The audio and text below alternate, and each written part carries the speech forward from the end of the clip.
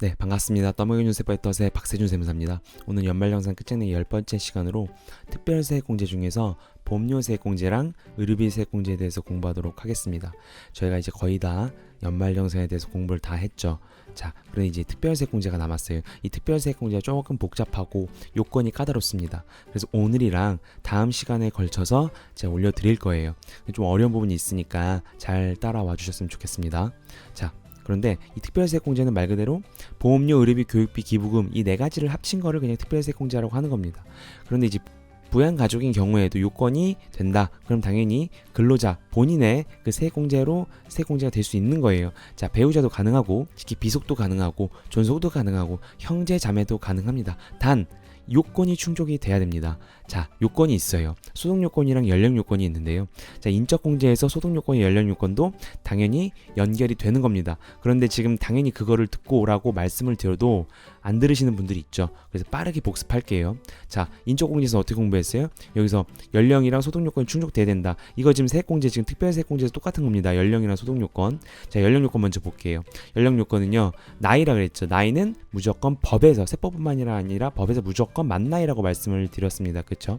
그래서 어떻게 빠르게 계산을 하느냐, 해당 신고 연도 빼기 출생연도 하면 돼요. 지금 저희가 2019년도 연말정산 하고 있잖아요. 그쵸? 그래서 2019년도 빼기 그 사람의 출생연도 하면 만 나이가 나옵니다. 그래서 그걸 가지고 적용을 하면 되는 것이고, 자, 그리고 소득요건은요, 종합소득 금액이랑 분류과세, 퇴직소득이랑 양도소득, 자, 이 세 개를 합친 것이 100만 원 이하여야 합니다. 당연히 퇴직소득도 포함이 됩니다. 자, 그리고 종합소득 금액에는, 자, 분리과세나 비과세는 제외예요. 당연하죠.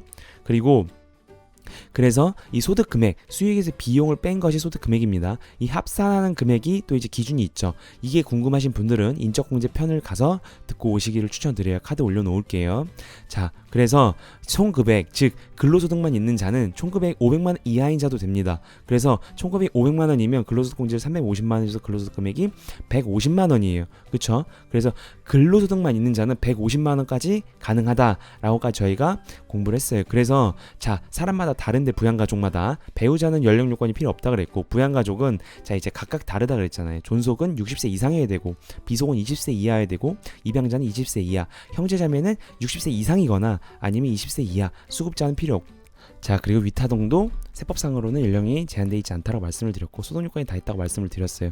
그리고 장애인은 연령이랑 소득요건 중에서 연령 보지 않는다. 이게 인적공제잖아요. 어쨌든 연령이랑 소득요건을 지금 복습을 한 겁니다. 그렇죠? 그런데 여기서도 저걸 가지고 끌어와요. 그런데 이제 각각의 요건이 다른 겁니다. 자, 어떻게 공부를 하냐면요, 이제 순위에 따라서 달라져요. 세법에서 제일 중요하게 여기는 세액공제 순위가 있습니다. 딱 봐도 저 4개 중에서 제일 중요한 건 뭐죠? 그렇죠? 의료비 세액공제가 가장 목숨에 연결돼 있잖아요. 그죠? 그렇기 때문에 1순위라고 봅니다. 가장 중요하다고 보는 거예요. 그리고 2순위가 교육비라고 봐요. 기부금도 2순위라고 봅니다. 같이 봐요. 3순위가 보험료예요. 그죠? 중요도로 따지면 1순위, 2순위, 3순위가 납득이 가시죠. 자, 이것을 토대로 가장 중요한 거는 요건을 완화시켜 줍니다. 자, 볼게요. 어떻게 하느냐. 1순위가 의료비 세액공제고, 2순위가 교육비 기부금이고, 3순위가 보험료라고 그랬잖아요. 자, 그래서 요건을 강화하는 거예요. 순위가 낮아질 때마다. 그래서 1순위에서 2순위, 3순위 갈 때마다 요건이 한 단계씩 강화가 돼요. 그죠? 요거를 잘 이해를 하셔야 됩니다. 요걸 이해하셔야 내 가족이 무엇을 받을 수 있는지 정확하게 판단을 할 수가 있는 거예요. 자, 그래서 요건 강화할 때마다 소득 요건을 먼저 추가를 시켜요. 아까 소득 요건 말씀드렸잖아요. 100만 원 이하. 그죠? 그 소득 요건을 먼저 추가시킵니다. 왜냐면 부양 가족 자체가 지금 근로자, 신고자, 연말정산 지금 하는 그 사람이 부양하는 것을 전제로 하는 거잖아요. 그쵸? 그러니까 사실은 돈을 벌지 않는 사람을 자, 부양 가족을 해주는 겁니다. 그쵸? 그렇기 때문에 소득 요건을 먼저 추가시켜야 되는 거예요. 다음으로 연령 요건을 추가시키는 겁니다. 자, 그래서 그리고 장애인 같은 경우에는 요건을 한 단계씩 완화시켜줘요. 장애인 같은 경우에는 자, 무슨 요건인지는 각각의 이제 또 의료비, 교육비, 기부금, 보험료 들어가서 또 말씀을 드릴 건데, 여기서 지금 개간을 하고 가는 겁니다. 자, 볼게요. 의료비 세액공제는 제일 중요하다고 했죠. 그래서 세법에서요, 소득요건이랑 연령요건을 보지 않습니다. 보지 않는다는 건 뭐예요? 소득요건은 즉 100만 원 이하를 보지 않는다. 즉 어떤 소득이든 상관이 없다는 거예요. 돈을 많이 벌든 적게 벌든 상관이 없다. 연령은 없잖아요. 그죠? 연령도 보지 않겠다는 거예요. 그러니까 기본공제 대상자만 되면 무조건 의료비 세액공제 대상이 되는 겁니다. 의료비 세액공제 오늘 공부할 거예요. 자, 다음으로 어떻게 된다 그랬죠? 요건을 갈수록 강화시킨다 그랬죠. 근데 요건을 강화시키는데 뭐부터 넣는다 그랬죠? 그렇죠. 소득 요건부터 넣는다고 했어요. 그렇죠? 2순위 그럼 어떻게 되겠어요? 1순위 지금 의료비 세액공제 두 개 다 없지만, 그죠? 연령 요건 없지만 소득 요건 추가시키는 거예요. 그죠? 소득 요건을 추가시킨다는 건 뭐예요? 그쵸? 그 사람의 부양가족의 그 소득 금액을 보겠다는 겁니다. 그쵸? 100만 원 이하인 사람만 해주겠다는 거예요. 그쵸? 자, 3순위로 가겠어요? 그럼 어떻게 돼요? 2순위가 이미 소득 요건이 추가가 됐네요. 그죠? 그럼 연령 요건 당연히 추가해야겠죠. 이렇게 되는 거예요. 그래서 이렇게 외우지 않고 일단은 어떤 세액공제가 가장 세법에서 중요하게 보느냐를 보고 이해를 하신 다음에 외우시면 조금이라도 덜 힘드실 것 같아요. 자, 그럼 장애인이 있다 그랬잖아요. 그쵸? 장애인은 한 단계 완화입니다. 그쵸? 그럼 1순위는 어차피 다 소득 요건이나 연령 요건을 보지 않아요. 장애인이 아니더라도. 그쵸? 그렇기 때문에 장애인도 보지 않습니다. 그런데 2순위 교육비 세액공제 같은 경우에는 자, 연령이랑 소득 요건을 보지 않죠. 그쵸? 한 단계를 완화시켜 주니까 소득 요건을 볼 필요가 없어요. 그쵸? 대신에 기부금 세액공제는요. 여기서 예외예요. 요 지금 제가 설명드린 거에 딱 하나가 예외가 이 기부금 세액공제 장애인인데, 이 장애인 기부금 세액공제는 똑같습니다. 부양가족이랑. 소득 요건이 있고 연령 요건이 없어요. 근데 요건 제가 넣지 않아서 헷갈릴 것 같아서 어차피 그렇게 중요한 것 같지는 않아서 어쨌든 그것만 예외로 외워주시면 됩니다. 자, 그리고 3순위 보험료 세액공제에서 장애인이면요, 이미 부양가족 왼쪽 볼게요. 소득 요건이나 연령 요건이 있잖아요. 그쵸? 그런데 장애인이니까 완화가 되죠. 한 단계. 그럼 뭐부터요? 연령이 없는 거예요. 왜냐면 소득이 중요하니까. 소득 요건은 보는 겁니다. 아시겠죠? 일단 이렇게 해서 한 번 더 이해가 안 되시면 지금 제가 말씀드린 거를 쭉 아까부터 한번 다시 돌려보시고 지금 따라오시면 좋을 것 같아요. 자, 그리고 하나 더. 보험료, 의료비, 교육비, 기부금 세액공제는요, 합쳐서 13만원 표준세액공제랑 선택을 해야 됩니다. 표준세액공제라는 거는 그냥 말만인 것이고 13만원을 무조건 해주는 거예요. 저 A, 즉 보험료, 의료비, 교육비, 기부금 이 특별세액공제를 안 받더라도 13만원 해주겠다는 거예요. 그쵸? 그래서 저 4개보다 13만원이 크면 13만원 받는 게 낫겠죠. 그런데 이 세법에서요, 표준세액공제 13만원이 이거랑 또 겹치면 안 돼요. 특별소득공제 저희 공부했잖아요. 보험료 공제랑 주택자금공제. 주택자금공제도 3개가 있죠. 그쵸? 그거랑 월세세액공제, 이 토탈 요 3가지랑도 겹치면 안 돼요. 그래서 어떻게 정리를 해야 되냐면 이렇게 정리를 해야 됩니다. 그래서 표준세액공제 13만원이랑 저 위에 보험료, 의료비, 교육비, 기부금 오른쪽 특별소득공제 중에서 보험료 공제, 주택자금공제, 월세세액공제 이 7가지 합친 것과 합쳤는데 표준세액공제 밑에 13만원보다 적다. 그러면 표준세액공제 13만원을 받는 거예요. 그리고 13만원보다 크다. 그러면 저 위에를 받는 겁니다. 그쵸? 생각보다 특별세액공제랑 특별소득공제, 월세세액공제 혜택이 없으셔서 밑에 표준세액공제 13만원 받으시는 분들도 많으세요. 자, 정리를 했습니다.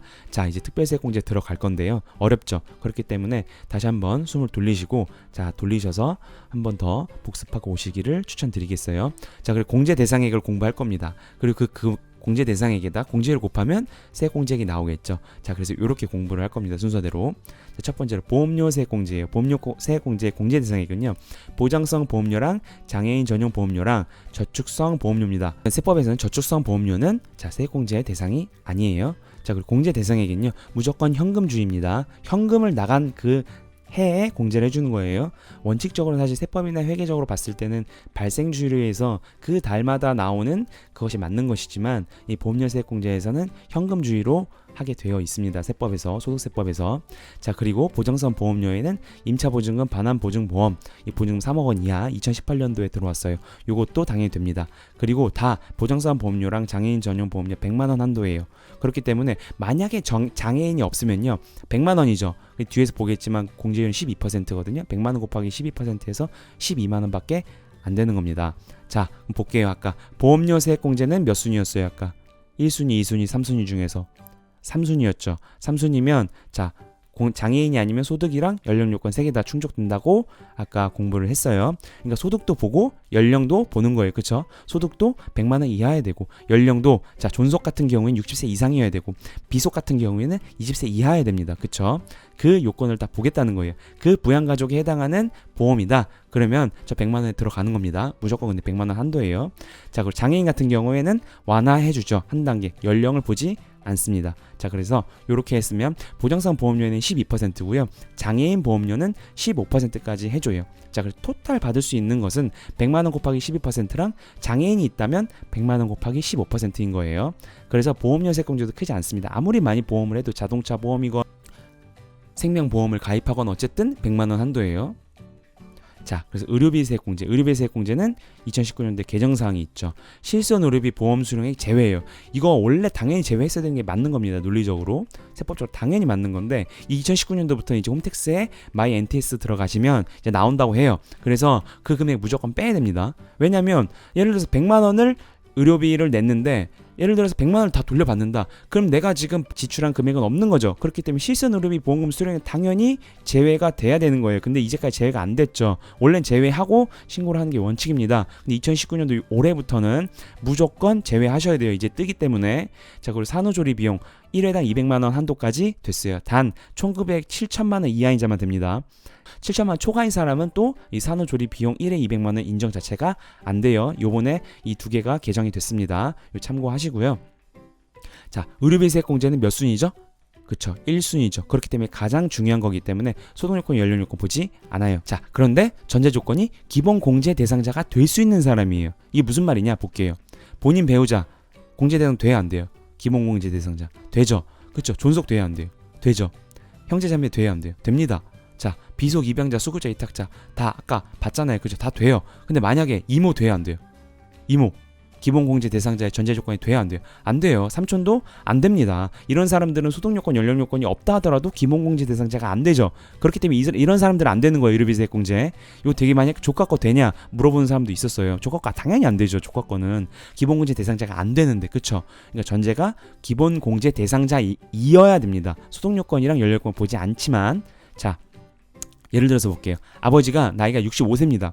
근데 건물을 파셔서 양도소득 금액이 5천만 원이 이번에 2019년도에 나왔어요. 자, 그럼 볼게요. 인적공제, 지금 이 특별세공제 말고 인적공제 맨 처음에 부양가족공제 네 번째 강의에서 올려드렸던 거, 이거 인적공제 돼야 안 돼요? 복습 한번 해볼게요. 저랑 같이 지금까지 지금 같이 따라오신 분들 돼야 안 돼요? 안 되죠. 왜요? 소득요건이 안 되잖아요. 그쵸? 양도소득 금액 5천만 원이 이미 100만 원이 넘었죠. 100만 원 초과잖아요. 그렇게 인적공제는 안 돼요. 근데 의료비 세액공제는 돼야 안 돼요? 된다고요. 왜요? 소득요건 안 보잖아요. 위에 보시면 소득요건이랑 연령요건 다 X 쳐져 있죠. 대신에 전제 기본공제 대상자 돼야 안 돼요? 존속이잖아요. 되잖아요. 그렇기 때문에 의료비 세액공제는 되는 거예요. 그러니까 세법이 이런 게 어려운 겁니다. 인적공제는 안 되지만 의료비 세액공제는 돼요. 그래서 150만 원을 넣을 수는 없어요. 인적공제를. 근데 이 아버지가 의료비, 병원 가서 쓰신 거, 약국 가서 쓰신 거 다 의료비 세액공제는 받을 수 있는 거예요. 그러니까 이걸 잘 체크하셔서 무조건 받으셔야 됩니다. 자, 그럼 공제 대상 의료비 볼게요.